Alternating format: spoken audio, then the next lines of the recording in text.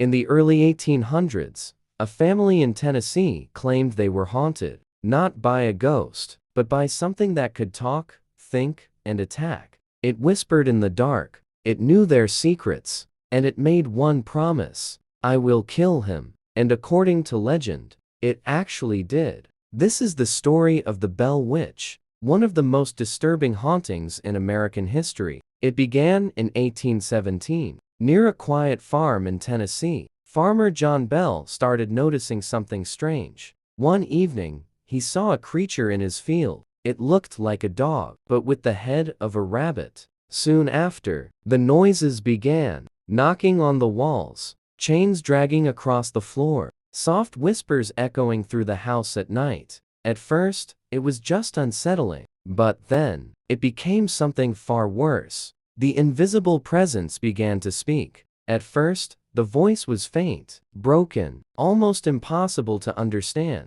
But over time, it became clear, intelligent, and terrifying. It called itself Kate. It could repeat conversations word for word, quote entire passages from the Bible, and even respond to visitors as if it were human. But it wasn't friendly. It seemed to hate one person above all: John Bell. The attacks began soon after. The entity would slap, scratch, and choke members of the family, especially John Bell's daughter, Betsy. Witnesses claimed they saw her being pulled by something invisible, her hair yanked violently, her body thrown across the room. And the voice never stopped. It mocked them, laughed at them, and made constant threats. Word spread quickly. People traveled from miles away just to witness the haunting for themselves. Even future U.S. President Andrew Jackson is said to have visited the Bell home. According to legend, after experiencing the strange events firsthand,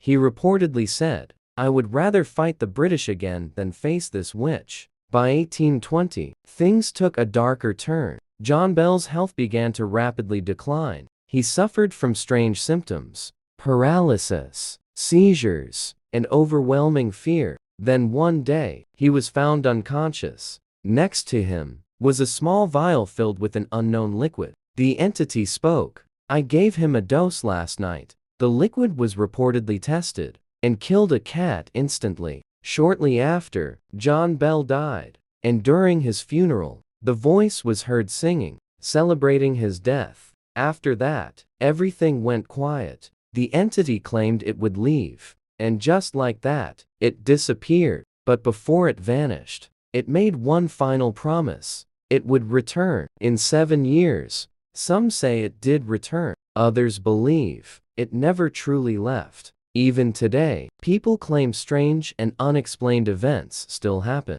near the old Bell farm in Tennessee. So the question is, was it a spirit, a curse, or something far more dangerous? And if you heard a voice calling your name in the dark, would you answer?